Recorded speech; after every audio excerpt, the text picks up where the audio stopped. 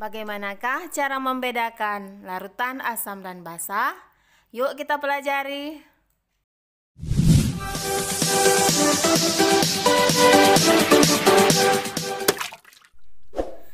Bismillahirrahmanirrahim. Assalamualaikum warahmatullahi wabarakatuh. Halo adik-adik, bagaimana kabarnya hari ini?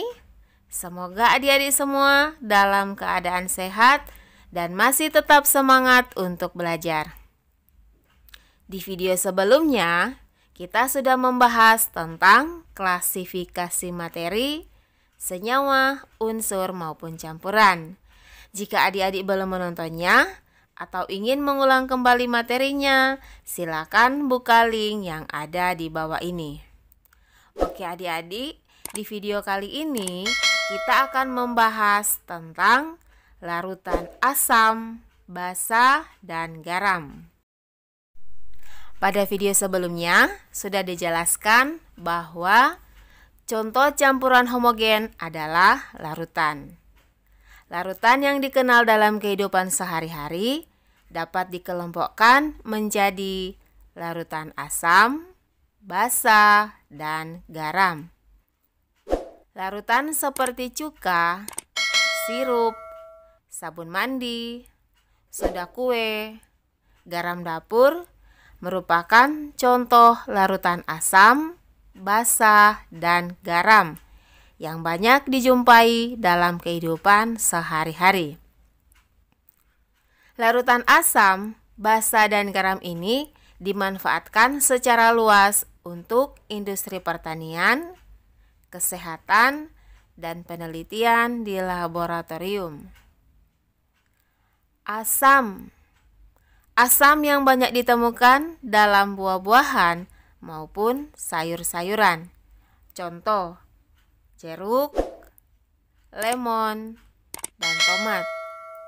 Selain itu, asam yang ada dalam kehidupan sehari-hari yaitu terdapat pada salah satu penambah rasa makanan seperti cuka dapur.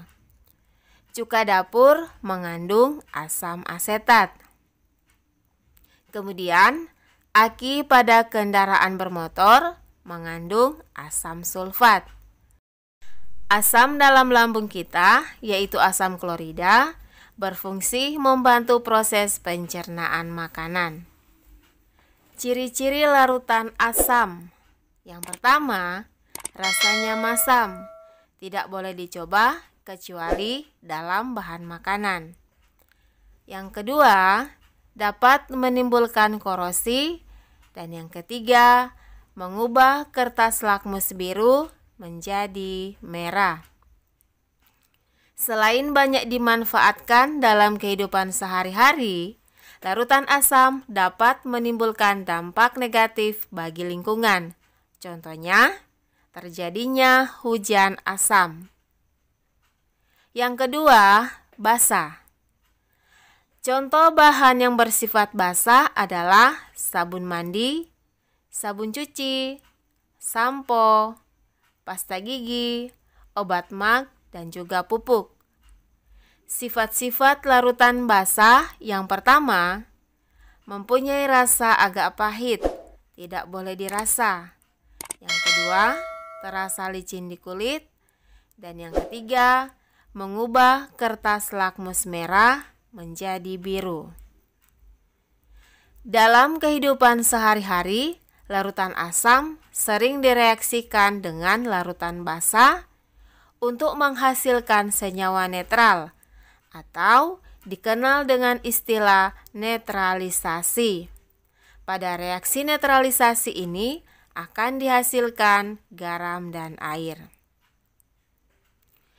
Indikator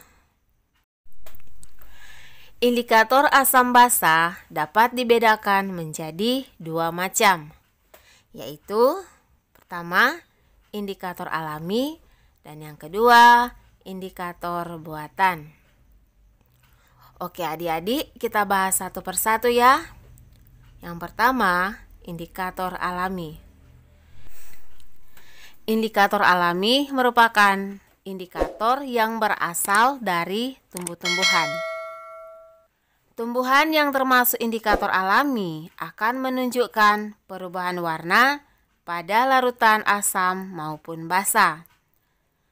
Contoh tumbuhan yang digunakan untuk indikator alami seperti kunyit, bunga mawar, kubis ungu, dan juga bunga kembang sepatu. Ekstrak kunyit yang akan memberikan warna kuning cerah pada larutan asam dan larutan basa akan memberikan warna jingga. Kemudian, kubis ungu akan memberikan warna merah pada asam, warna hijau basa lemah, dan warna kuning pada basa kuat.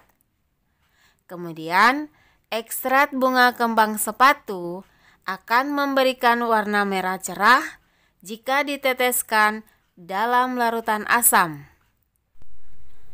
Dan jika diteteskan dalam larutan basa, akan menghasilkan warna hijau. Yang kedua, indikator buatan. Salah satu jenis indikator buatan yang bukan dalam bentuk larutan cair adalah kertas lakmus. Ada dua jenis kertas lakmus, yaitu lakmus biru dan lakmus merah. Warna kertas lakmus biru akan menjadi merah jika dicelupkan dalam larutan asam. Kemudian, warna kertas lakmus merah akan menjadi biru jika dicelupkan dalam larutan basa.